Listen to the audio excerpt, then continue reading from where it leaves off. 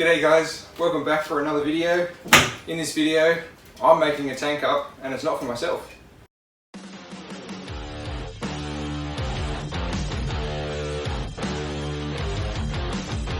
G'day, my name's Luke and I'm an avid reptile and amphibian keeper.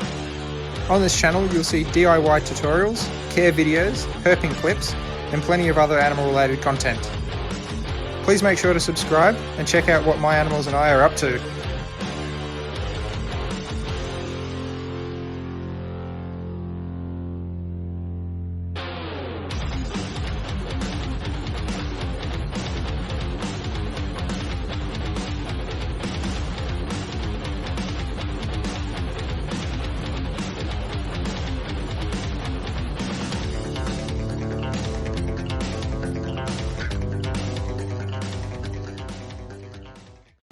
So I've been given very special permission to make this vivarium up for a very special young girl by the name of Jessie and her Spotted Python Harmony.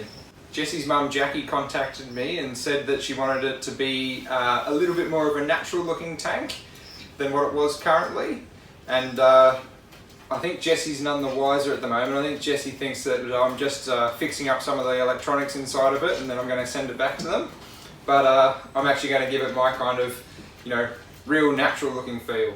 So there's a few plans for this tank. I am actually going to be turning it into a semi-bioactive tank with a bit of live plants and things in there, some really natural woods and bark hides and leaf litter and all sorts. And then we're going to go take it back to Jessie and Harmony and yeah, hopefully Jessie really gets a kick out of it. So the vivarium is very simple as is currently. I believe the dimensions are about 90 centimeters long, looks like it's about 50 centimeters deep and probably close to about 45 centimeters high thereabouts. But the spotted python that's in here at the moment, well, back at Jessie's place of course, is only a yearling. It's only probably about 50 centimeters or so it's quite a small snake. So this is going to be really cool to see this little spotted python go into a really natural looking setup. Now Jackie's given me complete free rein on this. She said that if I need to make any holes or anything for any electronic probes or anything, I can. So it's going to be a bit of a fun experiment, especially doing it for somebody else. It can be a little bit nerve-wracking because the last thing I want to do is make something that they don't like, but I have a pretty good feeling of what I want to do with it. So hopefully it turns out to be quite a good looking vivarium.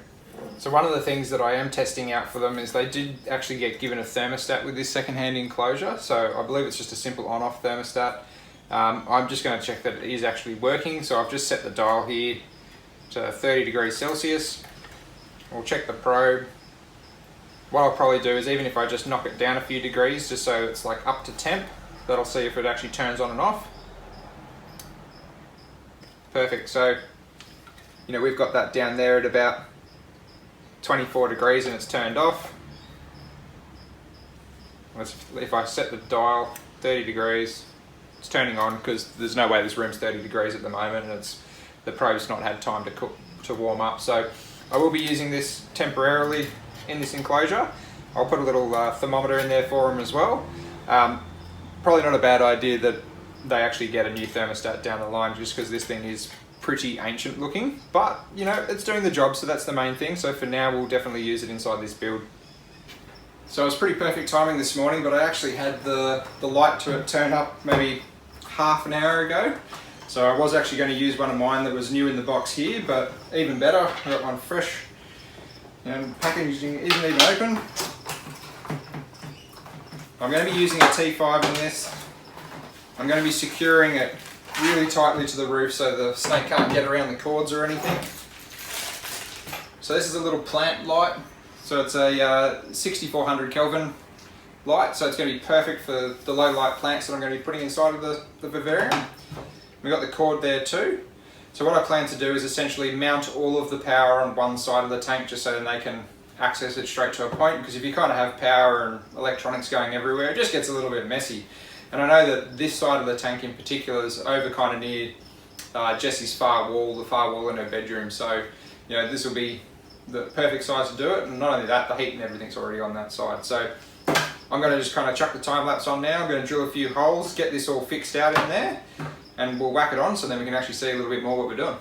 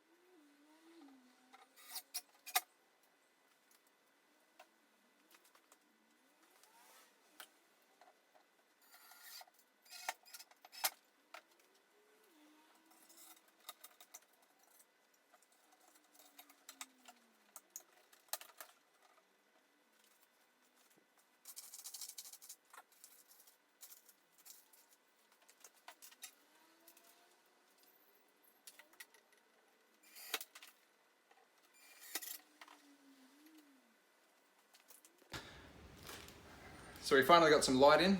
That's absolutely fantastic. She's actually going to be able to see her snake a little bit more often now, because the only thing that she had in here before was the ceramic heat emitter just for some warmth. So the next step from here that I'm going to take is I need to be able to kind of semi-protect the wood a little bit, just because, you know, wood and water don't go together, and we are going to need to water a couple of plants inside of here.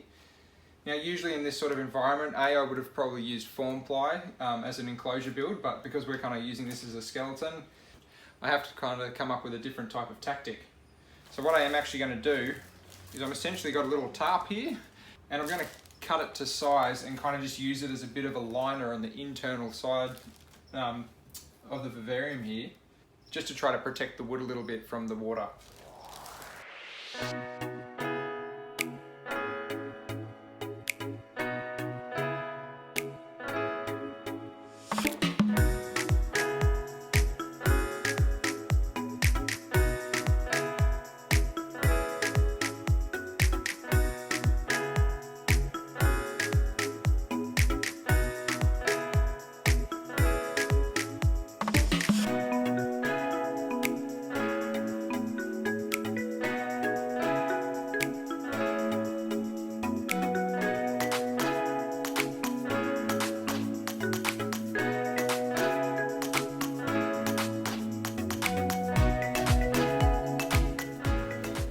So the line is in now, and I'm really confident that that's going to protect the bottom of the vivarium very well.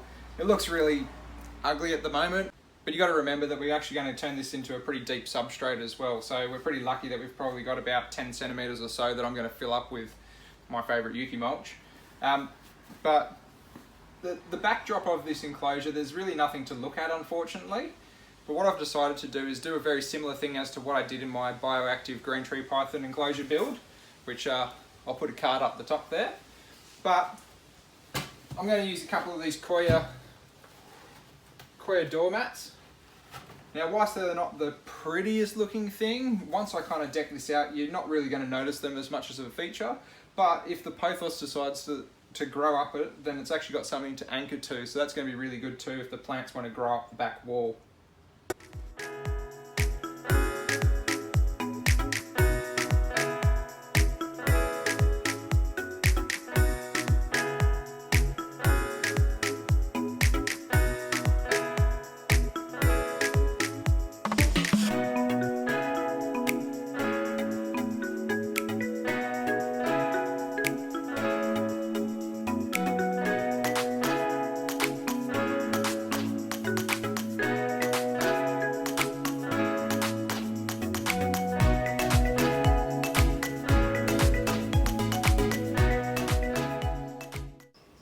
So I've gone ahead now and I've cut up some timber and I've kind of arranged it in a somewhat fashion of how I want it to kind of sit inside the enclosure. I want this side to be a little bit more forest and, you know, a little bit more heavily planted as such, with a bit of an open basking area on this side, maybe with a big nice bit of bush rock or something there. So I'm going to just go ahead and pre-drill a bunch of very small pilot holes through the roof here.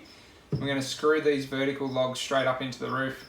The reason that I like doing vertical logs so much is because it just gives the enclosure a bit of depth. And not only that, you think about these snakes, you want it to look a bit more like a forest floor or thereabouts. You're going to have a lot of little tree trunks and things coming up from the forest floor, so it just gives it a different appeal rather than just having logs going sideways across an enclosure. So yeah, I'm going to get started on this. We'll throw the time lapse back on.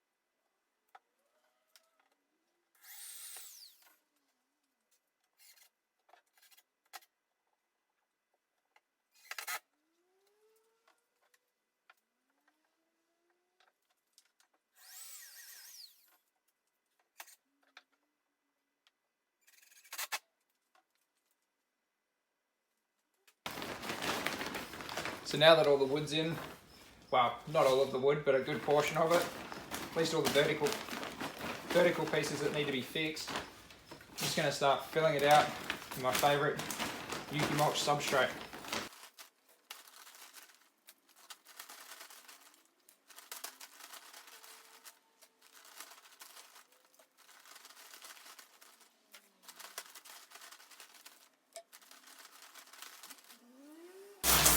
Well, I've got a couple of plants to put inside of this this vivarium here.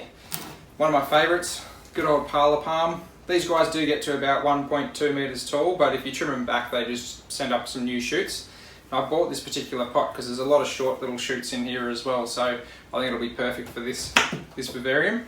I think you'd be short selling me if I didn't put a pothos of some variety in there. Another super easy to keep plant that, you know, a tiny bit of water for either all three of these plants and they'll be more than sufficient. You know, this vivarium isn't going to be the same sort of setup as a lot of my bioactive tanks that are getting misted down and watered every day. This is the kind of vivarium that you maybe want to do, you know, a couple of times a week or something like that with a little bit of water just to keep the plants nice and happy. But all of these plants do fine as long as they get a little bit of water every now and then. The third plant I've got is actually just a little philodendron here as well. I'm a little bit hit and miss with these plants sometimes, but I think the placement of where I want to put this inside of this tank should be pretty good. So we'll see how we go on that one anyway. But I strongly believe that these two will definitely do very well in this vivarium. So I'm going to go and prep the plants now, and I'll knock a bit of dirt out of here, and we'll get planting. So I've gone ahead and washed out most of the plants now. I've kept some of the dirt on the root balls. I'm not really too fussed about that for a snake. If it was a frog, I'd definitely get it off there. But I've rinsed all the leaves and everything off nicely just so there shouldn't be any fertilizer or anything on those. So I'm going to get into planting. Time is a little bit of the essence now as well, so you know, I really want to get stuck into it, so I might just kind of fast forward this clip a little bit as I go. But basically I want to keep most of the plants towards the back, and I might leave the philodendron somewhere here in the front as a bit of a centerpiece, because these guys still want to see their python at the end of the day and they don't want it to be too jam-packed full of plants. So I'll get into it now and we'll see how it looks.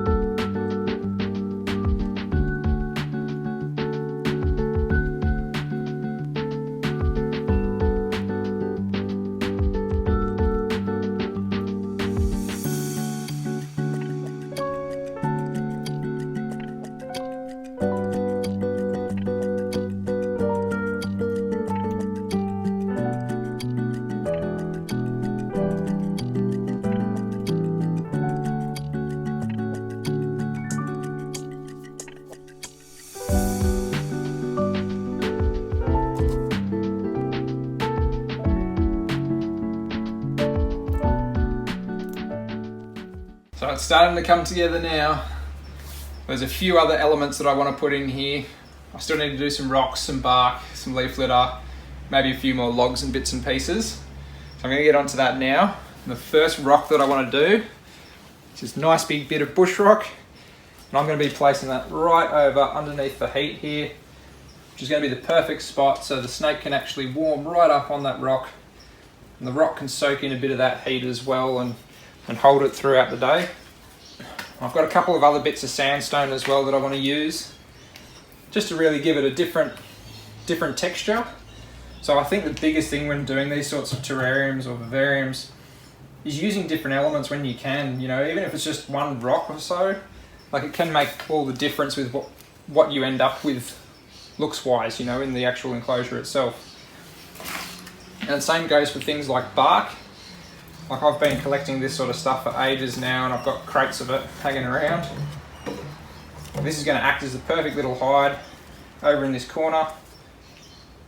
Even if we chuck a bit of mulch, a bit of leaf litter on top of it, it'll almost disappear a little bit, but you'll still be able to shine a torch or something in there and see where the snake's hiding out. And same goes for just other little bits, you know, if you scatter them around, Just puts another texture in there, something else for the snake to actually crawl over. And it really starts to look like a natural environment. Alright, I'm going to go to my freezer. I've collected some leaf litter recently, so I've just been freezing it now for maybe a week or so, just to kill off any nasties that might have been hiding out in it. So I'll go and grab some leaf litter and we'll scatter some of that around the forest floor here. I've got a whole mix of different leaf litter in here at the moment. There's all sorts, bits of gum, twigs, you know, all sorts of bits and pieces. But it's just going to make this thing look so natural.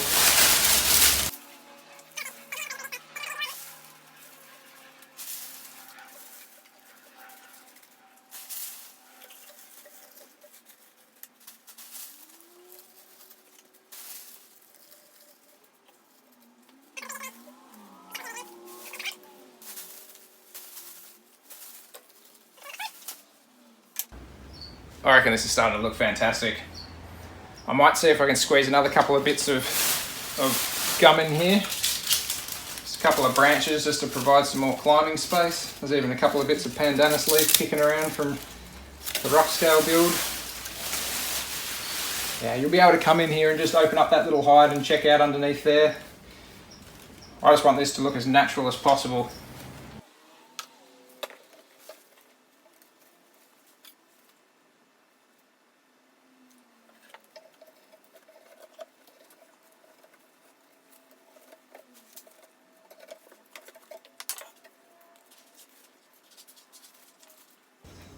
I think I'm pretty happy with this, how it is. This is looking really cool. Jessie can put Harmony's water bowl down in this front corner here somewhere, maybe even over in the corner here. There's a nice little basking rock there, so little Harmony can get out there quite easily. I'm just going to hide these probes a little bit better, and yeah, I think this is pretty much how I want it to look. So I'm pretty happy with this. I hope Jessie's happy with this, and more so I hope Harmony's happy with this. I'm sure she will be. I love creating these really natural looking environments. I just think you can't beat it. To me, it just looks like a snapshot of nature in your house, and this has brought so much life to this little secondhand vivarium that Jackie's picked up for Harmony, so hopefully everybody's happy all round. I almost forgot a couple of the most important elements that I wanted to put in here. That's a few little bugs. So I've got a little culture of slaters here. These guys are going to go in along with some springtails. Just recently fed these guys as well. Oh, there go half of them. Let's add a few of these guys in straight away, just to kind of kick some life into there. See if I can gather some up with the water.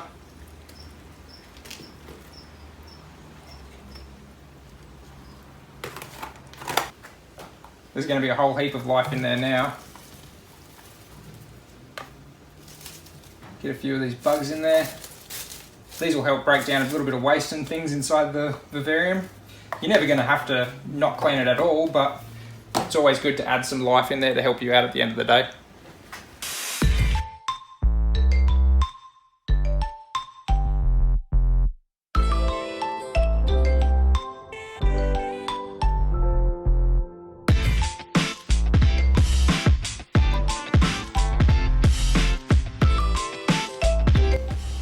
So I'm super stoked with how this build came out. It looks really cool. I really hope that Jessie loves it. I'm sure Jackie will. I've just sent her a sneaky photo and she said that she really likes it. So I'm really interested to see how Jessie reacts to this, and I'm sure Harmony will absolutely love it, the little spotted python.